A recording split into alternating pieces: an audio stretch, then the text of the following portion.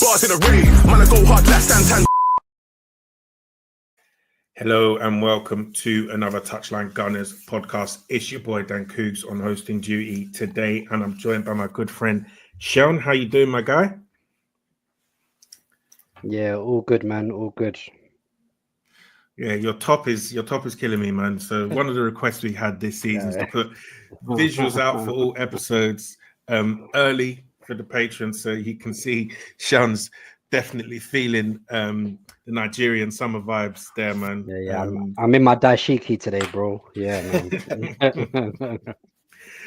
And we are joined by a very special guest, one of my very favorite Arsenal reporters out there on the beat. Always appreciate the insights that he's bringing, whether that's for the Arsenal youth setup, the questions that he gets to ask in the main press conferences, always getting into the nitty gritty, the stuff we want to hear about, Mr. Art De Roché from The Athletic, man. How you doing, Art? I'm good, man. Thanks for having me. Thanks for the kind words as well. As always, I'm not great at taking compliments, but appreciate you guys as always. And yeah, happy to be on what I feel is going to be a very nice pod. Yeah, it's good to have you, man. It's good to have you. And as we were saying offline, this time last week, there's a big mood shift, right? So, let's keep on the good vibes. Let's keep the good vibes going, and we'll record a good pod for the listeners, man. So, let's get straight into it. To be honest, and I'll start kind of backwards here. So we did a scouting piece yesterday, myself and Shabs, for the patrons. If you guys haven't locked into that, make sure you do. But the latest bit of news that sort of transpired over the past couple of days is Arsenal being linked to, I should say, another left-sided defender. And, I've seen a few jokes on the TL where, people been talking about attackers all summer. And so Arteta said, one for you, one for me, right? And this latest link is to Piero Hincapie. I don't know how to pronounce it. Any Ecuadorians out there, please feel free to correct me and let me know the correct pronunciation. And linked to that seems to be the news of Kiwior moving on. So I'd be interested to know your thoughts on this player. Do you have a bit of info on where you think he might fit in? Is that a left centre back? Is that a left back? Is it both? Is it neither? What are your thoughts there?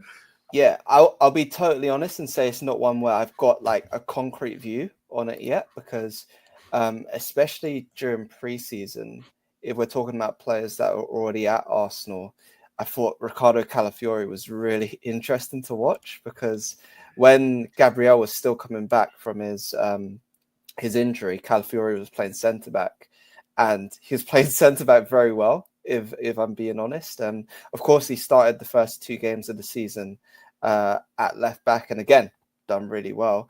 But I saw someone there who could be a great option from that position. When you talk about the Kiwior stuff, I think it does kind of open that conversation up a bit more, because then if you're just going to utilize Calafiori in that way at left back, in a different way to Miles Lewis-Skelly, I think you do need that left-sided cover, because when we're looking at left-sided or left-footed players, Zinchenko is not going to play centre back.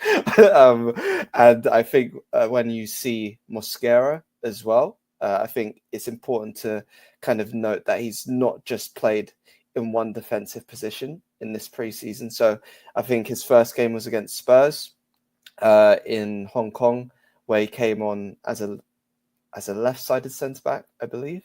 And then he was right-sided that game, and Saliba moved to the left. His next game was against Villarreal, I think, and he was on the left side. And then he came on against Leeds, and he's playing right back. So I think when you see how not just Calafiori, but other players are being used across the back line, and Kiwior looks like he's on his way out, you need that cover for Gabriel. not just cover, but I think also someone who's able to be relied upon the way Kivior eventually was towards the back end of last season. Yeah, that's really interesting because on the scouting piece, he was definitely someone who looked to be playing centre back in that back three system that we see in Leverkusen play, and then also it seemed that there were features of him sort of bombing down the wing. Wing back. I know they had Grimaldo there as well, but it seems to me that was kind of a profile that we were missing at the start of the window, you know. And I think the way we kind of seem to have approached this window is essentially making sure we've got every tool in the toolbox for, you know, whatever kind of the opposition look to throw at us. And one of the things that I sort of had an issue with last season was, like, you know, we had Kieran Tierney with us. I know that wasn't necessarily the plan last summer to keep Tierney in the squad, but we had him. And I felt that there were games where, you know, even maybe like PSG or something like that, right, where we needed a goal and we didn't really see Tierney, you know, unless, you know, he's coming on that left wing with, you know, 10 minutes to go and that kind of thing. And I felt that, you know, that's a profile that, you know, he obviously wanted to go back to Scotland. And that was something that I felt that we lacked a little bit. And so what I think will be quite interesting is to see him maybe play left back as that kind of, you know, overlapper and, you know, probably fit, because if you look at the guys that we had in the left wing position in Trossard and Martinelli, maybe even Sterling at times, I think all of them probably suit having an overlap rather than being on the extremity of the pitch. Go for it. And just on that, you jogged my memory. During the Asia preseason tour, there were a few moments where, when it was Lewis Skelly playing left back, he was actually being asked to overlap. So I think the first goal of preseason, where Kivior crosses it in for Saka at the back post, that comes from Lewis Skelly overlapping Trossard, and then Trossard sets it back, and that's where the goal kind of comes from. So I think that's definitely something to kind of keep in mind, because when you listen to the way Arteta's spoken as well, he's used the word evolution quite a bit, and I think evolution's been necessary for this squad for a while now. Yeah, I think that's really, really quite key. And so in terms of evolution, right, we can talk on the tactics a little bit, right, that we've seen in the preseason so far.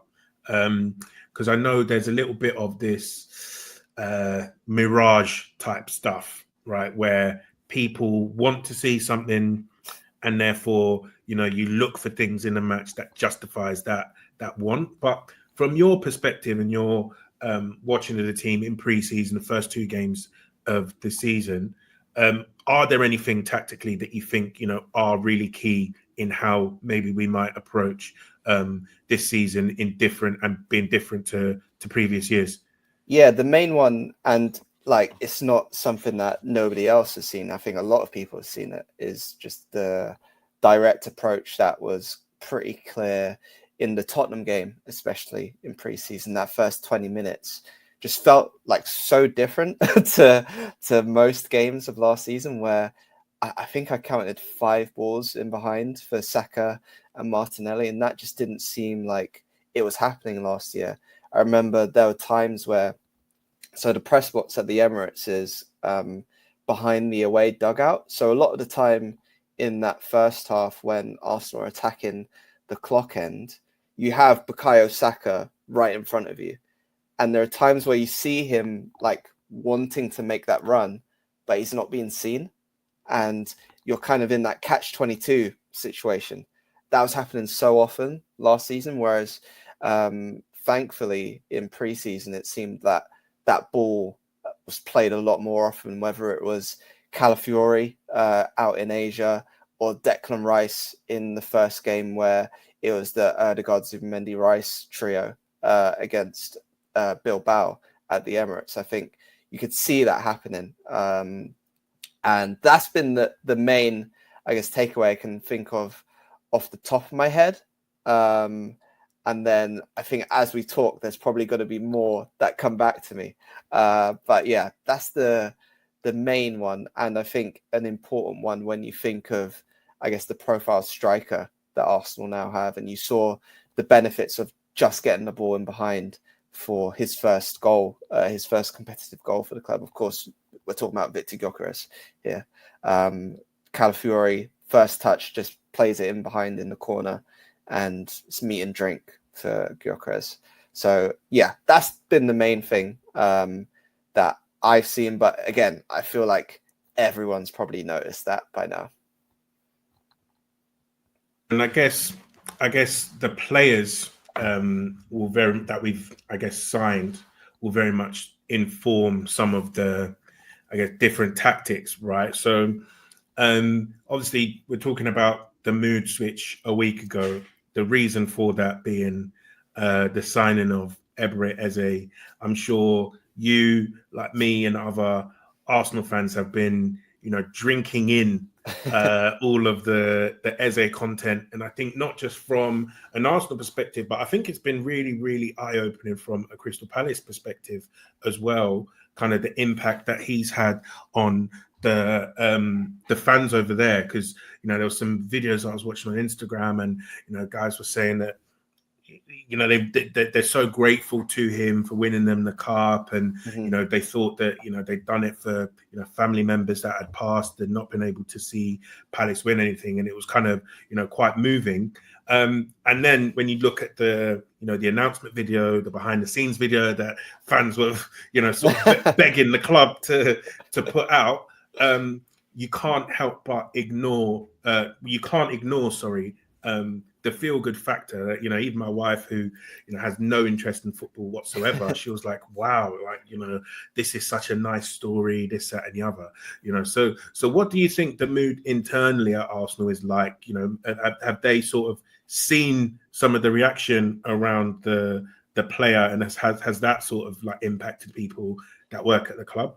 Yeah, the main thing I think in that kind of regard I've kind of seen or heard is just how taken aback they've been with how good a guy he is. I think what you've seen on camera is what you get with him. It's not an act, and I think that's really nice to hear and see.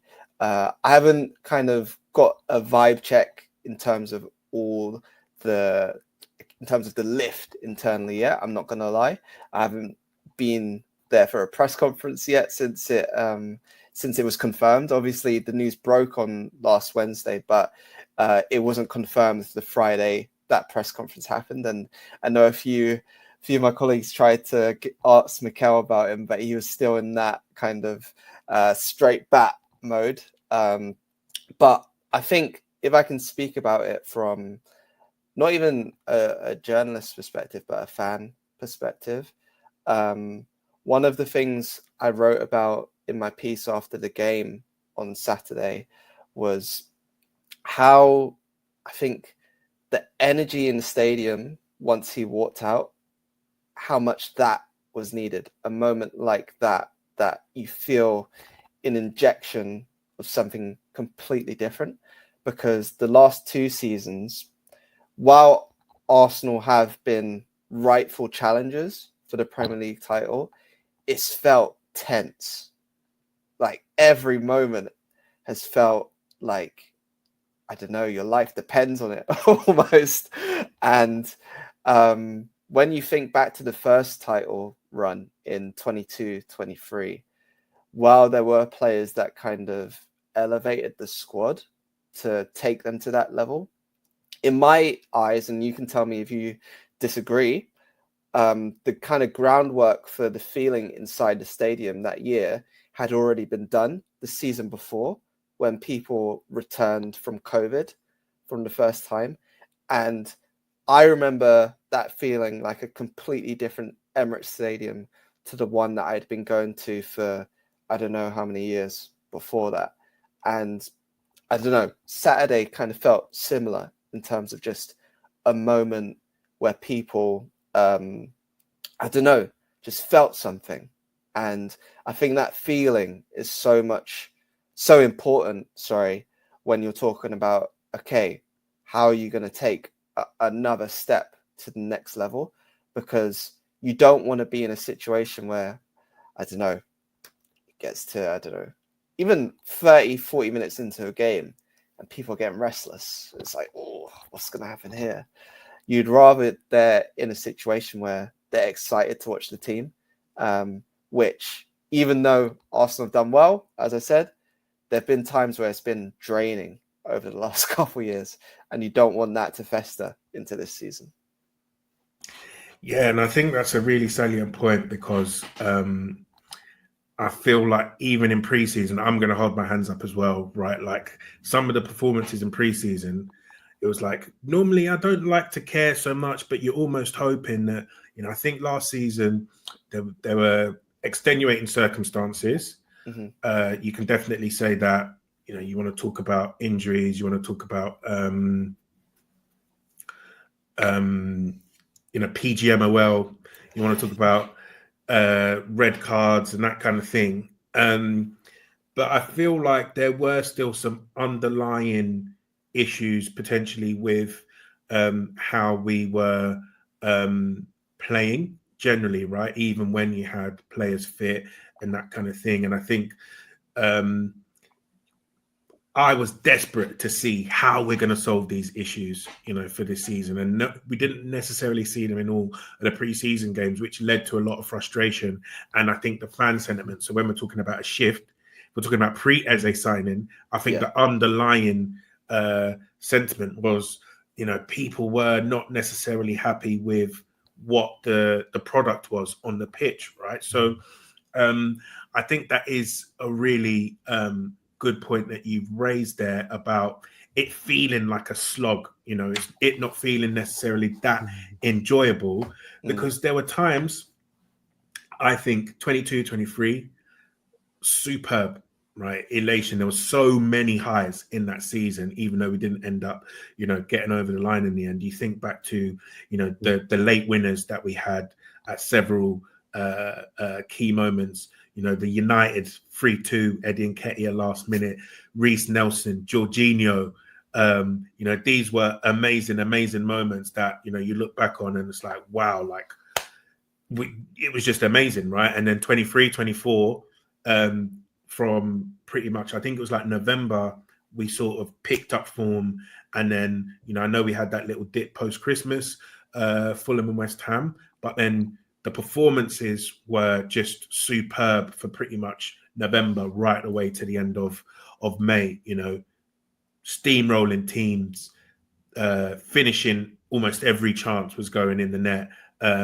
And then defensively superb, not conceding goals and all of this stuff.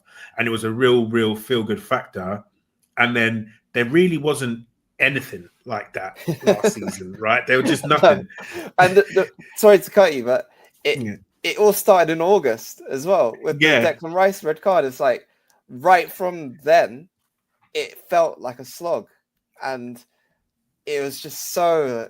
I don't even know how to describe it. I think you're right, because it just felt like we would take one step forward and then two steps back, right? So like even I think back to the game at the Etihad, right, where it was like Gabriel. I put out a tweet saying a thumping header. It's like my top three things watching Arsenal at the moment. Yeah, Gabriel thumping header, and you get that at the Etihad just before halftime. You're thinking we're crashing them. We start popping them, playing some good ball, and then boom, Trossard sent off, backs to the wall, conceded the last minute, And I don't want to sound like Ten Hag a little bit, but that was almost like a sliding doors moment. If we'd have managed to get that draw, you feel like the season could have gone quite differently. But, it didn't. John Stones equalised in the last minute, and it just felt like, it was a big march uphill. We're facing an uphill battle for the rest of the season. And I just feel like we had a tough game at Old Trafford, came out with the 3 points. The game against Leeds was almost complete opposite, 5-0. Your new striker gets 2 goals. Eze gets announced pre-match. The vibes are good. I know there was a Saka injury, Odegaard injury, but I still think fans are, given the business that we've done, feeling quite confident going into the next batch of games without those players. So yeah, I'm just hoping that we get more of the Leeds type games. I see more Gyökeres celebrations, and this can be a return to the good vibes and good feeling around Arsenal, because I think if we do have a strong start here, so say for instance we win at Anfield, you go 9 out of 9, you've done Old Trafford, you've done Anfield already, that sends a big strong statement about where Arsenal are and what we're planning to really do this season. So Seun, you've been sitting there patiently. I'll open the floor to you just to talk about how you're feeling at this present moment in time, 1 week since Eze was announced as well.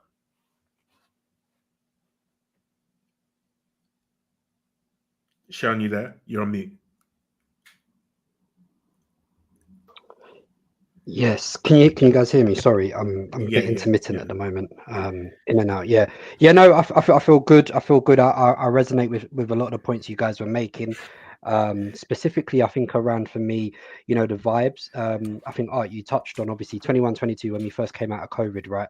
I think a lot of people were excited just to be in the stadium and watch football again, and obviously we jumped from just missing out on the Champions League straight into a title challenge. But I do think the point Coogs touched on, in terms of just sort of the frenetic pace we sort of played at in that 22-23 season, I think that's kind of what got fans on side. So I think fans kind of feed off what's happening on the pitch. And I think, to your point, we have, since that season, we did become maybe a bit more control obsessed. The tempo slowed a bit, and obviously I think teams also adapted to us, right? So we weren't as much of a unpredictable force anymore. So teams adapted, but I think the last sort of 12-18 months has really shown the need for evolution. And obviously, I think some of the points we've spoken about, seeing a bit more of a double pivot. I've been seeing us hit a lot more switches. The attackers attacking the last line a bit more. So those are some traits that we really hope continue to come to the fore a bit. Like I always reference, that goal Saka scored against Liverpool last season, where Ben White just hit it, straight over the top. He brought it down, he's cut inside Robertson and he slapped it. And I was like, to me, that's like a Liverpool type goal. It's not a goal you often see Arsenal score, but I think it's something we need to include in our repertoire. So I think I've been quite encouraged by, some of the bits I've seen of Rice and Zubimendi developing a nice partnership, a lot of quick switches to the flanks as well. So I think for me, what I would really like and really hope we continue to see is a pickup of the tempo we play at, the variety of which we play at. Would still like a bit more centrality, but even if we're going to the flanks, hit it to the flanks quickly, try and get the wingers 1v1 quickly, rather than some of the slow build up. So I think when we're referencing the vibes, I think a lot of the new signings have definitely helped, and they've been great. I've long been an Eze fan, so it's, boy, I swear I've been one of those guys. I've been manifesting this signing for like 3 years. So yeah, when it popped, listen, you didn't want to be in our group chat last week, Art, man. It was chaos until Ornstein dropped that bomber. And yeah, if you see the way we flipped, listen. So yeah, no, it was great.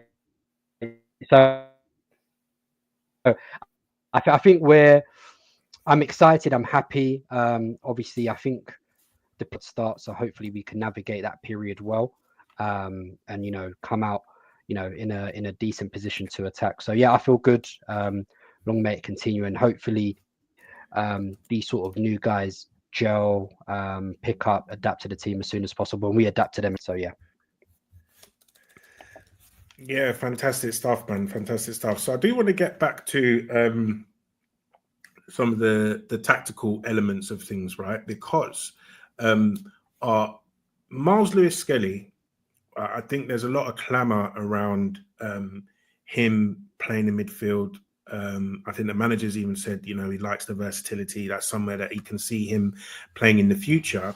So with sort of the rumours of Hincapie coming in, potentially playing as left back, potentially playing as a left centre back, do you think that can lead to maybe Miles playing more in midfield, or do you see it as, he will still just be amongst the rotation, Hincapie replacing Kiwior's spot in the squad, nothing changes for Miles? I think it can be both. I don't think it has to be one or the other, because we've seen how effective having someone like him, I guess, going into those spaces from left back is, because he, as I mentioned before, he does it in a different way to Calafiori. I think the entry point for Calafiori is a bit further up the pitch, whereas I guess Miles is inverting and receiving the ball centrally rather than making the run in there. So I think you can still make use of that, but he's still 18, turns 19 next month, I believe, around this time next month. And when you're looking at, I guess, a player's career in the long term, you want to have them develop skills for their actual position as well, rather than just being kind of a cog in a machine. So I think it'll be useful to have him play some minutes in midfield in maybe games that are more favourable, like the Carabao Cup, which we're going to get the draw, I think, in an hour or so for the third round. So that'll be interesting to see who Arsenal get in there. And also, what type of midfielder is he going to be?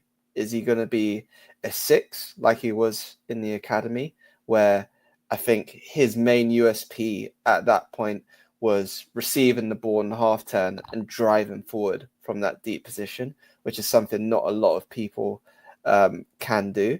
Or do you use him a bit further forward in that left 8? I personally think probably more of a 6, because what he offers there is so different to everyone else. But I think, yeah, if this deal gets over the line, it should kind of open things up for him a bit more, which I think would be encouraging, because you don't want to just have him kind of playing one role the whole time. And I think if we can use a comparison point, Ethan Nwaneri, obviously last year got most of his minutes as a right winger. He's not a right winger. He's a midfielder, and he's grown up as a midfielder throughout his time in the academy. And now you're seeing him in there, and you're seeing him, I guess, hone his skills with every game. I think he started, I believe, as 3 of the 5 preseason games in that midfield role. And for me, I know people have had varied opinions, but I was very impressed. I think he's someone who can do something that, like, just that others don't even think about, and you need someone like that. I think the Saka goal against Leeds comes from that as well. So yeah, I think with both of those guys, you see the importance of, I guess, yes, they're versatile players who can do different jobs, but also, okay, now you're going to have to fine tune what you actually want to do. Just on Ethan, if I can ask you, yeah, I know stylistically he's very different to like Erdegaard, right? And obviously I think that's a positive, right? Because you don't want people to continuously offer the same attributes. What would you say to people who say he lacks a bit of a playmaking bag? He's, the way he sort of interprets the role, it's almost sometimes a bit more like a second striker. He wants to try and get it in on his strong foot and take a shot, but maybe he doesn't always see the bigger picture from that aspect. Maybe from watching the youth, was he more of a playmaker, or is it he's always just looking to try and get shots off? So how would you say, how would you evaluate his role as a 10, and what would be maybe the nuances you'd like to see him develop in that role? Yeah, so on that, in terms of what I guess I've seen with my own eyes, and when I've spoken to, like, it was Mehmet Ali who was in charge of the under-21s when I was kind of watching him in those games. And they were, well, one phrase that kept coming up was pocket player, being in those pockets. And they did reference Erdegaard in that. But what was also kind of almost like hand in hand with being in those pockets was his finishing. So his ability to score goals was always mentioned kind of first when you're talking about his skill set. And I remember there was a game against Leicester in the under-21s. I think this would have been September 2023, if people wanted to kind of go back and look, he scores a hat trick and every goal is basically the same. Ball drops to kind of the edge of the box and he's arriving in that pocket to finish calm. And I think that's where you see last season, he comes into the team and scores 9 goals at most of them when he was 17. That's not normal. And I think when you're looking at how he can develop, I guess in that playmaker role, it is probably seeing pictures and being able to link a bit more. So another thing that was kind of adjoined to those conversations of being in the pocket was becoming a little bit more like Odegaard in the way he kind of receives the ball and sees the picture. And I think I was chatting to one of my friends after the Leeds game, and he mentioned, we were talking about that Saka goal, and I was like, I found it good that Ethan pressed the issue. He made a forward run and tried something, even if he lost the ball. That situation still led to the goal. So I was like, good, I'm happy with that. My friend was saying, yeah, but in that situation, when he drove forward, there was a pass on, like a bounce pass on to Gyökeres. So he could have played it into Gyökeres. And if Gyökeres had the picture in his head, he could have just bounced it back the other side of the defender. And Ethan might have got a better shot off. So these are things where I think, again, it just comes down to not being so, I guess, result bias in what we're seeing. And I know I say that after saying I was happy he did it because it ended in a goal. But I think sometimes it's just about seeing a player and what they're doing, how they're playing, why they're playing that way. And I think with Ethan, he plays that way and he gets you off your seat. That's the main thing that makes me happy when I watch him play. So yeah, I don't know if that answers your question properly. But I think for him, it's just like the main thing that sticks out is he tries things. And that's what I want to see in an attacking midfielder. Yeah, I think. and I think. Go on, Chris. Go on, Seun. No, it was your question. You follow up. That's fine.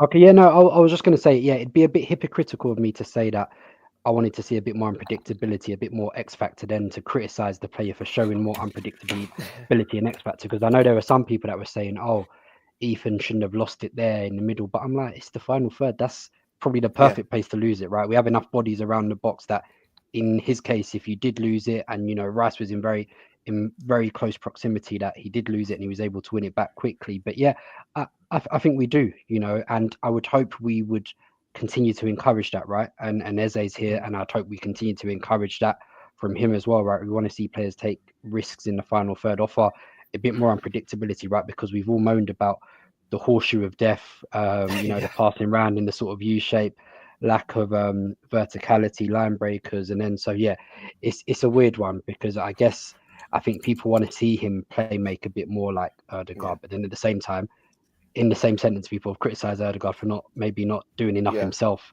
in the final third. So it's kind of damned if you do, damned if you don't, right? So yeah, no, it's good. One of the things that I think is that we may, with the signing of, because I've not even spoken about Zubimendi and what he might bring to us tactically, right? But it looks like, from what I've seen in pre-season, at least towards the end of pre-season and the first couple of games, that we are using Rice much more in the build-up phase than we were at times last season. And then on top of that, we're asking that third midfielder in Odegaard or Ethan to take up much more central spaces, right? And I think we're almost kind of building up to suit more of an Ethan type 10 than an necessarily Odegaard type 10. And I think Odegaard, to his credit, I think has actually had I thought he's pretty good against United. To be honest, in the first 20 or so, or 30 or so minutes. I know people are quite critical of his performance against Leeds, but I saw a lot of drifting around the pitch. It wasn't necessarily, occupying that right half space and then, sometimes flitting out to the right wing, which I quite like. And then when you overlay maybe someone like Eze on top of that as well, and thinking that he could be playing between the lines in those same pockets, drifting around, it gets me quite excited to think about, as we're talking about evolution again, how we might, evolve as a team to suit some of these players. And,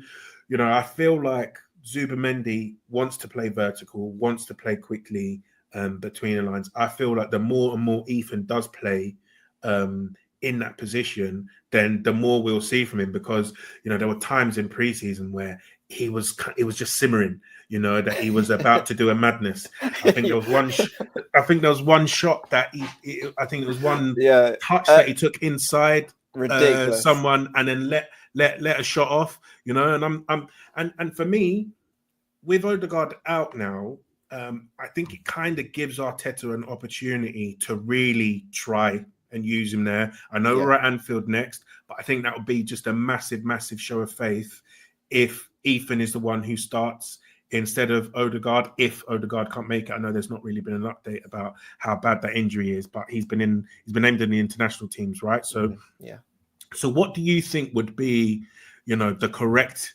decision for Anfield, right, in that position if Odegaard is out? So if he's out, I'm with you. But I think, I don't know if I'm like, if it's just the romantic in me.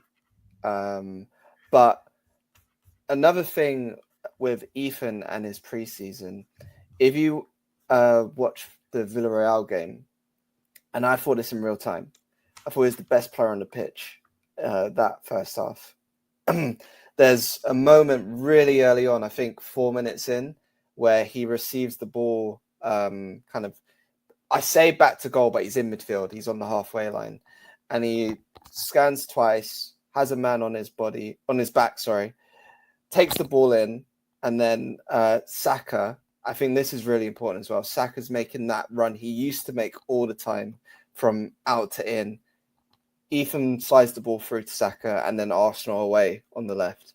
The attack didn't end up in like a chance or anything, but they were just able to move the ball vertically so quickly. And obviously everyone the moment I guess everyone kind of clings to in that game from Ethan is the nutmeg, which was unreal. But also there's moments where he's carrying the ball forward.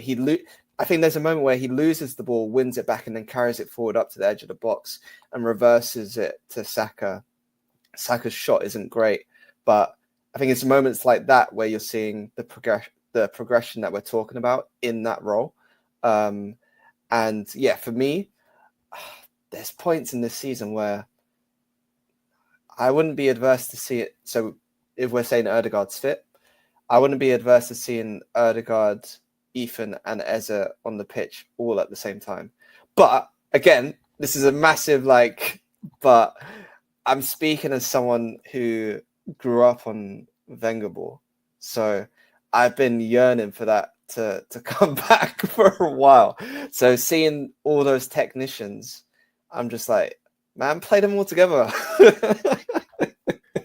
But I don't know how realistic that is. That's just my heart speaking. Yeah, because I think though it is a big question mark, right, about how much we actually do rely on our defensive structure, right? Because like you see it, and obviously people make the jokes: 4 centre backs, 2 DMs, but we actually are playing at times 4 centre backs on the pitch, and Zubimendi, Rice. There, it was Partey, Rice at times. I don't know. Whatever you might think about Partey or Jorginho defensively, but you do have someone like Declan Rice, who's probably one of the best defensive midfielders out there. Go for it. Can I just add something? I think Zubimendi's defensive work also needs a mention. Like, I was surprised in, I think it was the Bilbao game, how many challenges he was throwing himself into. It's like, what's going on? Like we all watched the tapes, but we were watching the tapes for what he's doing with the ball. And then to kind of see that in the flesh, I was kind of taken aback. And then again, think of that Saka goal against Leeds. He's the one in position to intercept the ball and then quickly play it to Timber. So sorry to cut you there. I just wanted to add that before the conversation flowed somewhere else. But yeah, that's the thing, right? And it's almost like, well, you've got these players who I think everyone will agree. And if one of the players is Calafiori, maybe this applies less to him. But you've got these players who are probably more comfortable behind the ball, doing the defensive work. So then why not let the ballers ball, as it were, right? In playing your really technical attacking players ahead of them, right? So like, I saw a lineup that had Ethan as a false 9, Eze on the left wing, Odegaard in 10, and then Saka on the right. And that front four, that would definitely be running under Arsene Wenger. We definitely see that at least 50% of the games. You know what I'm saying? So that's not something I'm against seeing either. And Seun, I know you say this all the time. To God be the glory, but you want to see the ballers ball, right? So yeah, why not? Why not do it? Right. I was even going to go one step further and say add Max Dowman in there as well, boy. Listen, we ain't done yet, boy. Let Russell Zoo be hold and let everyone else do their business, man. But yeah, I do hope, and this has kind of been one of the asks and observations, maybe even criticisms that I've said, that there does need to be still greater evolution, and obviously we've seen certain signs of it. So how we continue to evolve, I've actually been more encouraged that Ethan is here now, Max is here, we've just signed Eze. The profile we are bringing in more now is a bit more Arsenal sort of heritage in terms of basically what we want to see, but also I think the sort of profile that is needed to break down these deep blocks. Because don't get me wrong, like you, I love the set pieces. When they hate on the set pieces, I'm like, listen, that's another way to dunk on the ops. But I do think in settled play sometimes we don't carry enough for it. And if I was to be critical, I'd say even that first half an hour against Leeds, we didn't really do enough to trouble them in open play, and I think that's a valid criticism. I know myself and Cougs, we were in the stadium at half time. We met up and we were like, we're 2-0 up, but we legit didn't really do anything in that first half. if we're keeping it a buck, so yeah, it's but I'm also wary that we started Zubimendi, we started Madueke, we started Gyökeres. So those are 3 new guys that are trying to integrate themselves into the team at the same time. We've now potentially added a 4th, right? Eze, and I'm already in the fan of start Eze on Sunday. But again, I'd also be wary of that's another person you're trying to integrate who's would have only had a week's training with the team. So sometimes I just hope that we can continue to build up, we can continue to win whilst we're developing some of these new layers into that in terms of how we attack. So yeah, that'd be what I'd say on that. Yeah, I do think it's a fair point, but Eze's had a full preseason with Crystal Palace, and he was balling out in that preseason as well. From the clips I was seeing, there was a RVP-esque chip over the keeper. I saw him try that narrowly missed. I think there was a left-footed goal that I saw him after doing some combination play. So given what I've seen of Liverpool in these first 2 games, I'm chucking him in because he's got that big transition threat, not just with the dribbling and carrying, but with the passing as well, especially that pass from the left channel in behind, in between the right back and the centre back, where we know our striker loves to eat, and ate off in the last game as well. So looking at the way Konate's been playing, it looks like his head's not really in the game, to put it mildly. They've got some right back issues. I'm thinking, look, let's put Eze in that zone and let's see what we can cook up. personally. And I think, given the new contract to Ethan, given what the club has kind of said in terms of how much they're rating him, the pathway they're creating for him, I don't want to really hear that Anfield is too big a match for him to start in, because fundamentally, if you felt that way, you should have signed someone else and not talked about pathway and all of this stuff, right? So I think the club has to follow through a little bit here and let him start the game. And this is all only if Odegaard is not fit to start, because I think if he's fit, then he will obviously play. But I definitely would play Eze on the left for me. I look forward to seeing Marino start in midfield, brother.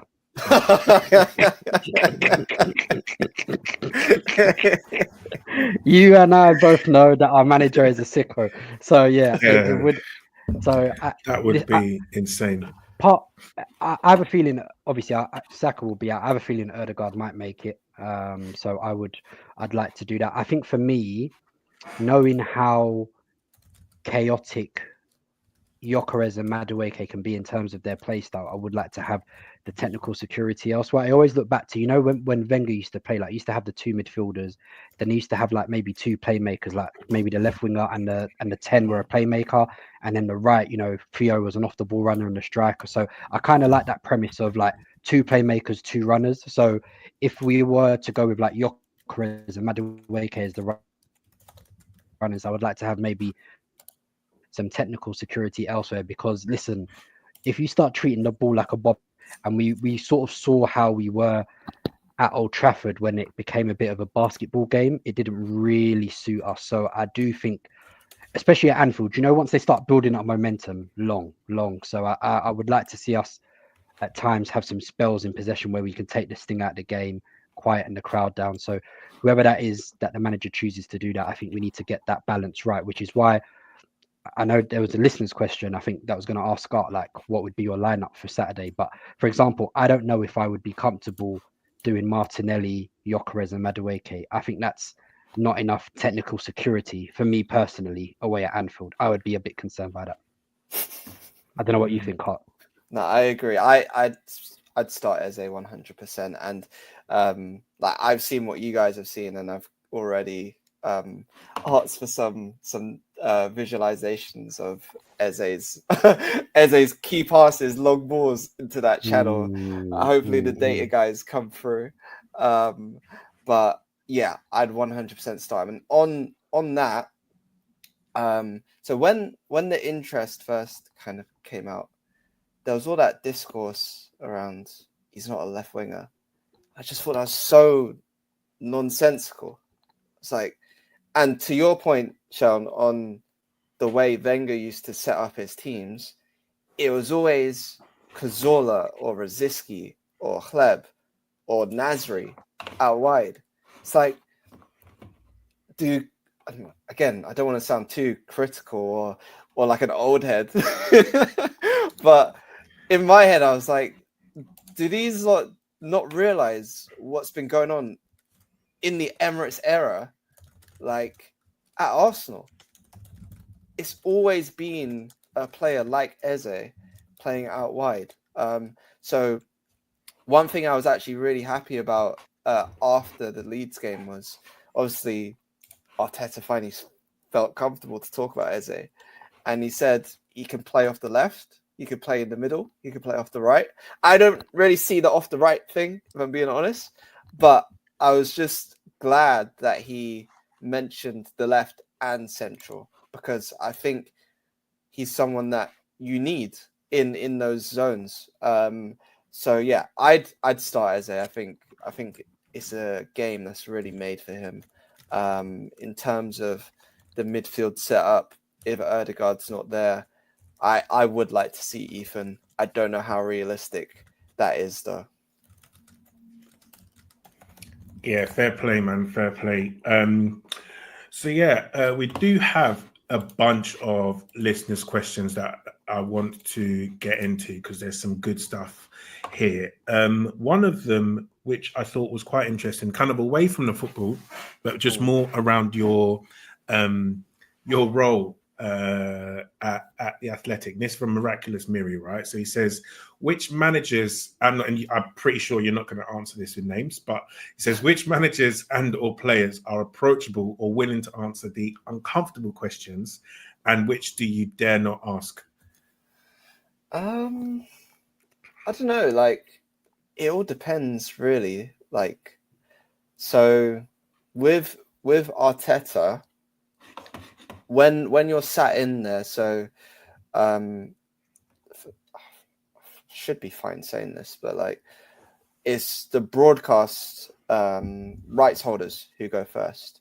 So Sky, Premier League Productions, maybe radio like TalkSport, for instance, they'll all go first. So they'll be the ones asking about team news with him, and those are the guys you'd hear in the first kind of 5 to 7 minutes of the presses, and then it will usually come to me around 10 minutes in, and there, like, most of the time, I'm just asking what I'm interested in. If I'm being 100% honest, unless work of arts, real. That's what I want to hear, bro. Unless work of arts me to art something specific, I'm just asking what I'm interested in, and for the most part, he's actually like, he's fine with it. The only time I really kind of got some bite back that I can remember from him was Brentford opening game. And it's actually funny because of the conversation we're having. But I don't know if you guys remember, that was the time where everything went through Kieran Tierney. He was Arsenal's main creator. Yeah. And I think I think I asked him about kind of going more central or whatever. And this was when presses were still over Zoom. And let me tell you, he was not happy with that question, man. Right.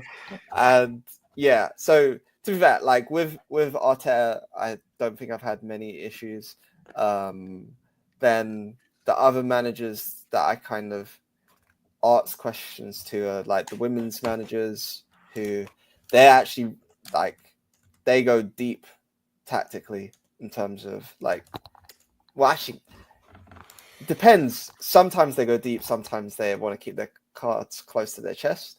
But yeah, I just tend to ask what I want rather than like going into all the newsy stuff.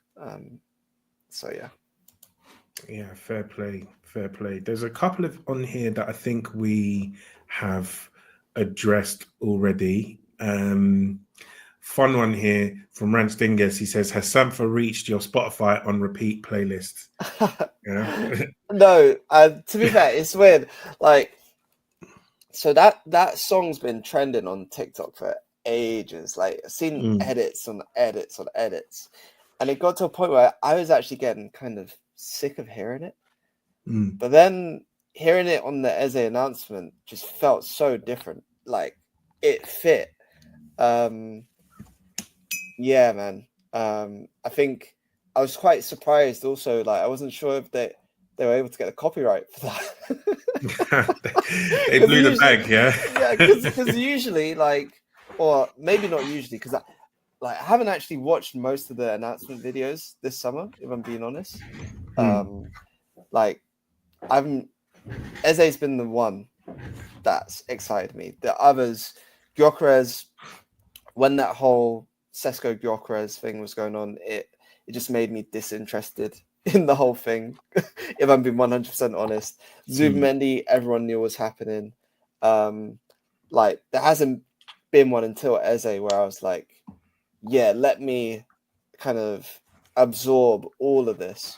But yeah, the song, I wasn't feeling it for a bit just because of how much it was on my TikTok feed. But Eze and Arsenal brought me back around to it. They restored the feeling, you know, that's what it's about. Yeah. That's what it's about. So he says as well, in all seriousness though, do you feel that with the more insightful questions you ask, the person responding gives better answers and then shows more respect? I don't know. It depends on the person, I guess. Like, Mikel never really says anything after the presser. He always just, like, it's business to him. So he's in and out most of the time.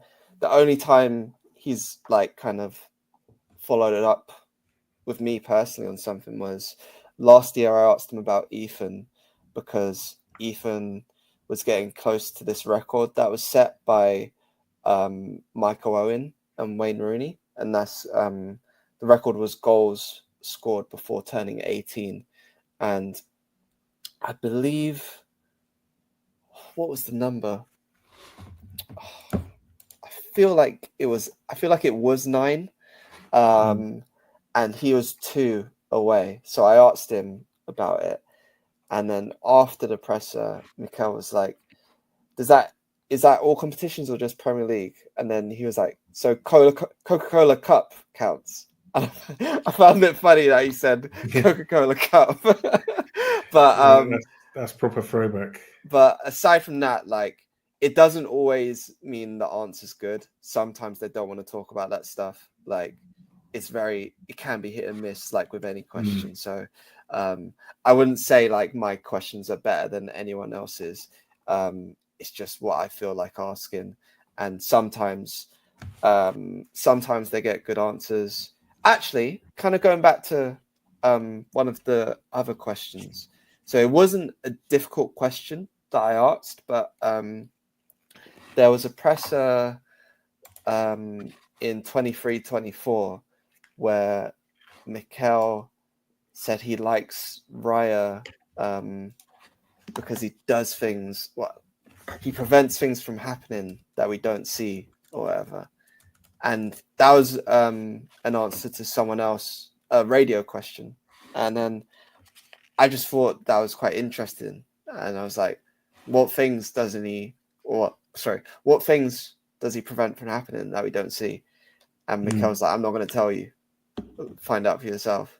And then I did a piece of the back of that. And that was quite like fun, I guess, like a fun moment where I remember that. And it was funny because like some people thought he was taking the piss out of me, but like I just saw it as like a conversation, really. And he didn't want to give the game away, right? Yeah. I do remember that because I was thinking. Then you did a piece on sort of like the cross claiming and the sweeping and that kind of thing as well. I thought that was really really interesting because my thing is I've got an aversion to keepers who are like under 6'2". But yeah, well, so it's interesting. Like, so I asked him about Raya's height last week because the United game, obviously everyone's talking about Arsenal set pieces again with Calafiori scoring. Bayern is 6'6", and he was made to look. I don't know how to phrase the next part of what I was going to say, but Raya, 6 foot flat, had a similar situation to deal with later in the game, and he comes through, punches it out, no issues. So I asked Arteta about that, and he was quite good. But yeah, I get where you're coming from in terms of not trusting keepers below 6'2". But yeah, it's all like I find that stuff interesting. So yeah, why not ask? Yeah, fair play, man. Fair play. So there's a couple of similar questions here from Januga95. He says, am I sick in the head for thinking that Martinelli should start versus Liverpool away for the work rate and transition in behind? And Yonko Ab says, if the rumours are true about Odegaard being fit and available to start, who plays on the left? Eze, Martinelli, or Martinelli for his industry on the same flank as Salah? So it's funny because I was at the Emirates the day after the Leeds game because I wanted to get an Eze shirt. And someone in the queue was like, "Oh, Martinelli's got to start because he always does well against Liverpool." And genuinely, I hadn't actually like remembered or recalled that. Like, my head was just on Eze starting. But I was like, okay, that's actually a fair point. Martinelli, when you're actually looking at the teams he performs best against, Liverpool's always up there. And I was kind of like, you got a point, but I'd still go with Eze. I think I would still go with Eze and have Martinelli as kind of the guy Trossard was against Leeds. So that one of the first impact players you bring off the bench if the game's stretched, especially if you do get into that kind of basketball game where you need someone. And I can't remember what the second part of the question was.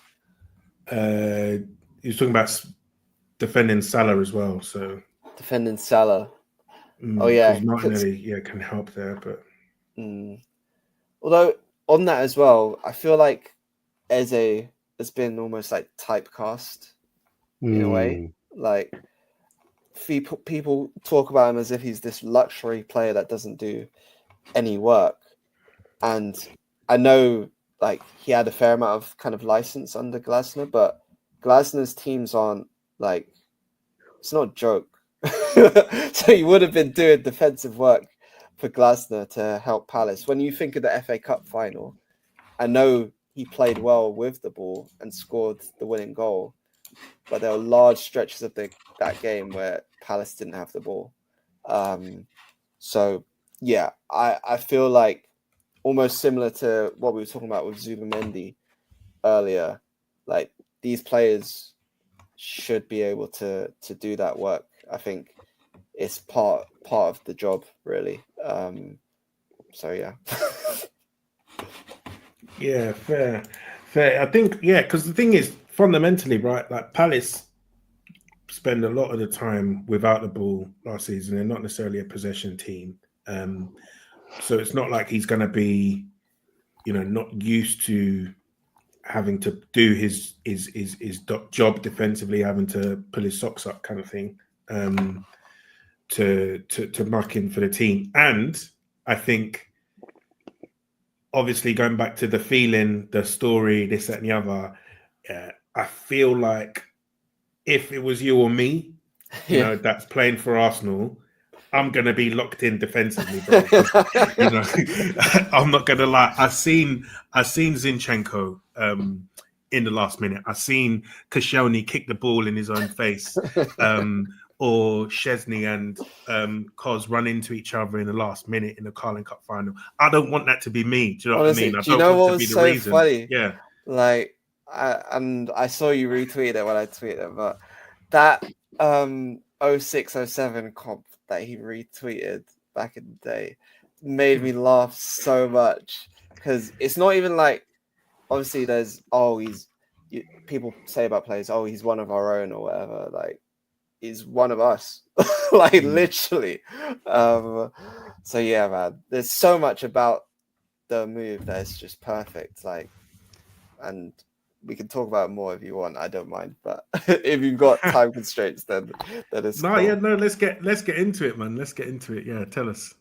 Well, no, like, so I just think, and I know this is kind of risky to say, but in terms of a cultural statement, like I feel like this is almost maybe bigger than Özil in terms of when you look at the story, also who this kind of touches as well.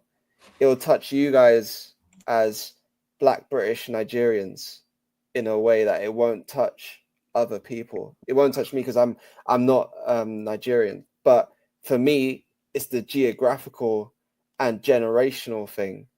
I'm born 9 days apart from this guy, and we both grew up in Southeast London.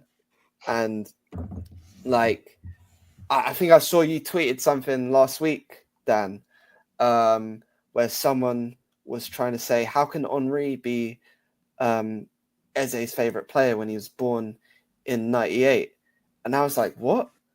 Like, I was born in '98, and Henry was my favorite player growing up. Like, yeah, I didn't see, I guess, his early years, his prime years at Arsenal, but I still got into the entry point before he left. Like, people, like, I don't get how people can kind of say that. And then also when you add the Tottenham saga into it, like, I think it just hits so many different kind of aspects of the Arsenal fan base in a way that I don't think any transfer has done. And yeah, for me, man, like, it's just different. So yeah, I'm looking forward massively to finally watching him play, because yeah, it's just mad. Yeah, I think on the Henry stuff, right? It's like you didn't even need to watch him to like you almost got it via osmosis. Do you know what I mean? Like that you just, once you selected Arsenal as your team, right? You just knew, because it's almost hammered into you that this guy is the guy. And then I think even for some of the younger fans, the return of Henry as well would have been so crazy because of, you know, the hype and this and this that, and the other. So, like, you know, you're watching on YouTube, and for me as well, I was watching him do a madness for the New York Red Bulls, right? Like every week, you know, he's scoring from the halfway line or like battering someone. And then I distinctly remember, and this memory is going to stay with me for the rest of my life, exactly where I was when he scored the goal against Leeds, right? So we'd gone to this like random cash and carry in Birmingham to buy a TV for our uni flat.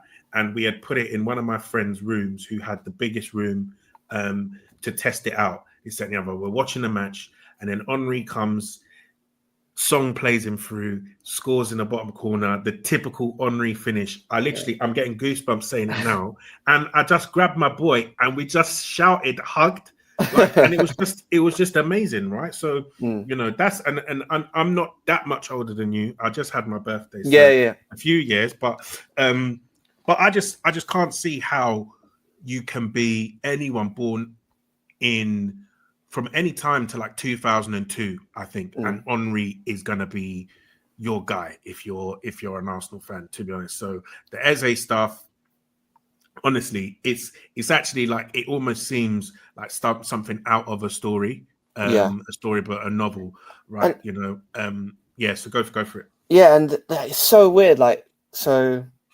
obviously, I recorded him walking out and stuff, and I tweeted it, and I said his homecoming. And then I had someone reply to me, calling me mad names, saying it wasn't a homecoming. I was like, bro, do you know who this guy is? And actually on the Henry stuff as well, I actually have this weird Henry story. So my first time going to Arsenal Stadium wasn't at Highbury, unfortunately. It was at the Emirates. My mum sorted it out for my birthday, my 9th birthday. So we go there, and she bought me the new Arsenal shirt, 06 to 08, because they were doing it for 2 years. And okay, we're at the Arsenal Stadium, the Emirates, and I get Henry on my shirt, and that summer, they changed the font on the back of the shirts from there was a font from, I think, 99 to 2007 that actually looked really nice. And then they changed it to the more kind of bubble-like font in 2007. So got the shirt. I was like, oh my God, unbelievable. And then Henry left to Barcelona 2 days later. And I never wore the shirt again. I was too embarrassed. But thankfully now, like I've bought a fair few Henry shirts and I rock them. But yeah, like the Henry stuff was just so that discourse just confused me so much. Fair play. And so I'm Mr. Lex. He asks, Salam brothers and Art, can Art give us an indication to any changes in desire to win from above summer spending suggests they. Right, let me just, in changes of desire to win. From above, the summer spending suggests that they, brackets Josh, want to win, or is the investment just a reaction to the last few windows? And if I can, any tactical developments we can expect from Mikel. I think we touched on the tactical developments piece. So, yeah, maybe just around what you think some of the summer spending means in terms of the ambition from the higher-ups. I think the biggest, I guess, indicator is Gyökeres, or just the striker pursuit and how that kind of unfolded. You're buying Gyökeres because he's 27, because he's the top scorer in European leagues for the last 2 seasons. I believe it was 68 goals in the league in the last 2 seasons. So I think that's a very clear kind of indicator that Arsenal were in buy now mode. And when you look at what Arteta was talking about when things were going wrong last season and again in pre-season this year, big emphasis on availability. So that's why you see a lot of those kind of squad options signings coming in, and now Arsenal have this massive squad that they didn't have last year, where they're in a position to, when Ødegaard and Saka come off of injuries, they only need to make one change, and it's Trossard coming on. Madueke moved out to the right, and then people can have like varied opinions on those players, but but that's the position I guess Arsenal have put themselves in, to be in a kind of more, I guess, win now mindset, which I think is quite clear. Yeah, that's a really good point, I think, because Eze 27 as well. I think the better signings that we've done recent windows have been that sort of 23 to 25 age where they're experienced, but they still can grow with the club. And I feel like these guys have come in and it's like, right, we've got enough projects, we got the youth players, and so now let's just add that star quality, as it were. So on that point around the squad depth, etc., Save Junior 7, he says, this is probably the first time I truly believe we can win the league. Looking at our squad, do you think it has enough to be adaptable to different teams and game states? Yeah, let me just think my way through the team first. So at right back, Timber and White, yes. Obviously, White's the more attacking fullback, even though Timber scored twice and assisted once at the weekend. Centre backs, yes. Left back, yes. That midfield, so you're looking at Zubimendi at the base, or you can say Zubimendi and Rice at the base now. And then guess below them in the pecking order, you've got Norgard, who I wasn't like overly impressed with in pre-season, but I think you need a body in there. Where else have we got? That right 8/10, you've got Eze, Ødegaard, Ethan. That's a yes. Madueke, actually, he surprised me on the weekend with how bright he looked. He looked like he just wanted to try things. Again, the thing I said about Ethan earlier, and even when he went out to the right, I thought he had some nice touches. I don't think we've seen him take a shot yet. So it'll be interesting to see what it's like when he actually lets it off. And then up front, you've got Gyökeres. Havertz is obviously injured.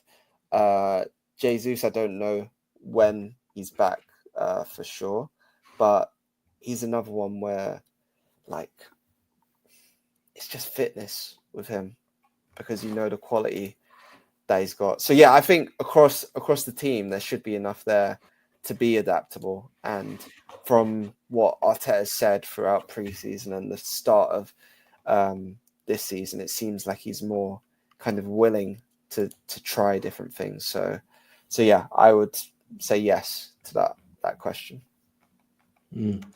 Yeah.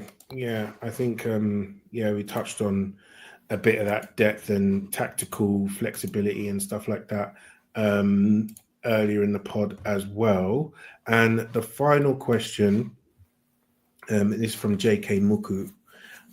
He says, what's missing in Nwaneri's game? I see serious progress in his passing receptions. Plus, how many minutes do you think he plays this season, especially if he puts it all together? Yeah, so the first thing, so when I spoke to him in June, I think it was, so before the under-21s Euros, he said he wants to get more assists in his game. So that was one thing he himself highlighted. The other thing was the kind of physicality side of things. And that's not just kind of when we're talking about, I guess, being in close proximity to a marker or something like that. Is getting across the ground to be able to, I guess, plug gaps in a way that, say, Ødegaard does when he presses. So I think those are the two main things. I think in terms of the way he receives passes, I'm actually, as I mentioned earlier, like the Villarreal game, I was quite promised by. Like, I felt he was kind of looking over his shoulder. He was aware of what was around him. Of course, Premier League games are a bit different. But yeah, the other thing on that is I think he can receive the ball in areas and in ways that I don't think a lot of people in this team can. You mentioned that touch and shot he had. I think it was against AC Milan, Dan. Who else in this team is going to do that? Can do that? I don't know. So yeah, for me, all the kind of over analysis on Ethan, like, I don't know, it feels quite overboard at the minute, if I'm being really honest.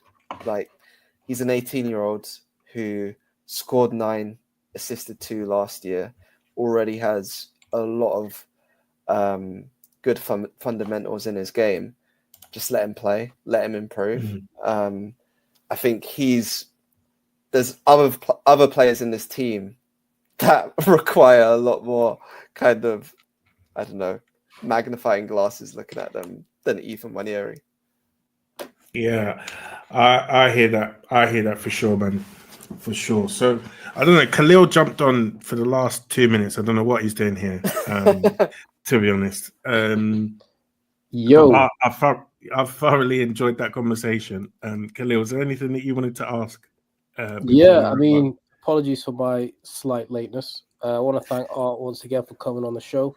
Big fan of the articles. That's the main reason why I've come on. No worries. Thanks. Try to read through what you've got in the Athletic and also your press conferences. Very, very, very valuable questions and quite interesting, because I think sometimes a lot of us were debating what Arteta is trying to get at in his teams, and because of the questions you asked, I think we do get an insight. So I just want to say thanks for that. And I'm assuming there was a prediction for Arsenal to win the league in there somewhere that I missed. I just want to clarify if we're getting a prediction or not. Dan, you can answer that. Wait, I'm all in, man. I'm all in. Eze's landed, man. I just feel like something's got to give. And fundamentally, looking at the start that City and Liverpool have had, I know Liverpool have obviously won both games. I just feel like there's gonna be a period, especially around the Christmas period is when I always look at these teams. That is when everyone's weaknesses come to the fore because there's just not enough prep time for games every 2 or 3 days. There is an AFCON as well this season, which is going to be very relevant for the likes of Salah. And just looking at Liverpool's squad, if Isak does not land in the next 4 days, I don't think they are braced for an AFCON, number one, injuries, number two, and number three, even if everyone stays fit, I think their team is lacking some balance that they had last year with some of the players that have gone and how they've been replaced, etc. The profiles, I'm unsure that they are going to have enough to last. If Isak lands, though, that all goes out the window because then they can probably just, slap people 3 and 4s. And for me, with Man City, I feel that they have lost 2 superpowers. One of them, and I think they were both sort of on the way to being washed. They probably lost them last season, which is why they had the season that they had in Kyle Walker and KDB. I think for 2 different reasons. KDB, he's just superhuman, right? Can just get you points. I think his return to fitness probably won them the league in 23-24 in that run-in, just winning them points, him, Rodri, and for some reason Gvardiol just decided he would become a goal-scoring defender. And then Kyle Walker, in a sense that he was their transition stopper, and they played with a lot of risk that you often didn't notice because Walker was there to sweep things up. And in the games where, he was poor, they really, really suffered. And I don't think they've replaced either of those 2 profiles yet. Reinders looks good. Cherky, talented kid. Is he going to be as forceful and impactful as KDB? Remains to be seen. So I think that we're in a better position than them. So hopefully that bears fruit in May. But that's just my opinion. From my perspective, so I did have to do a prediction, like a video prediction for work. And when I was thinking about it, I was just thinking about what stopped Arsenal in each of the last 3 seasons. And in my head, you guys can kind of say if you disagree. But in my head, 22-23, it was a lack of adaptability. And I think that's been addressed. In 23-24, it was that slump, so that Christmas slump with West Ham and Fulham, where the big issue, actually not even just that, but also dropping silly points early in the season, having to play catch up. That having to play catch up kind of crept up again last season. And then you add on top of that red cards and suspensions. So with all of those factors, I think most of them have been addressed. And Arsenal's squad is, especially after Eze, I think Eze is a deciding factor more than Gyökeres is. I think that tips me to say, yeah, I believe that they can do it, that they have the capability to do it. But we all know this football game, man. I just hope when you look at this weekend, I think it's a big weekend because whoever's going to be the one that's chasing, it's going to be a hard chase. And I mentioned this to Dan earlier, but when you look back to last season, Arsenal were in kind of, what's the right way to put it? They were in kind of fight or flight mode from match day 3 when Declan Rice got sent off. You don't want to be in that situation again. You have to make it be Liverpool to be in that situation. They very almost were in that situation as well on Monday, which is so annoying. It's true, man. It's true. But yeah, fingers crossed for the 3 points at Anfield. We'd not won there since 2012. Remember that game, the purple and black hoops kit, the RB balled out, Kazura Podolski goals. Spirit of Santi, man. Let's rise it. Yeah. Let's rise it. But yeah, Art, I thoroughly enjoyed that conversation. Seun, You need to get on the line to BT. You know, I know. sort the wires out. I don't know what's happened, but thank you very much for joining. Khalil, I don't know what's going on with you, but you jumped on an hour and 10 minutes into the pod. Fair, thanks for joining. Perfect timing. Shout out Shador Sanders, man. Perfect timing. Listeners, thanks for tuning in. And yeah, we'll be doing a preview pod / fight card with the guys from Cop End Fracas tomorrow or Friday, TBC, but that preview will be out for the patrons ahead of the game. So stay tuned for that. Otherwise, guys, peace. Catch you soon. Yo, when I spit bars in a rave, man, I go hard like Santan.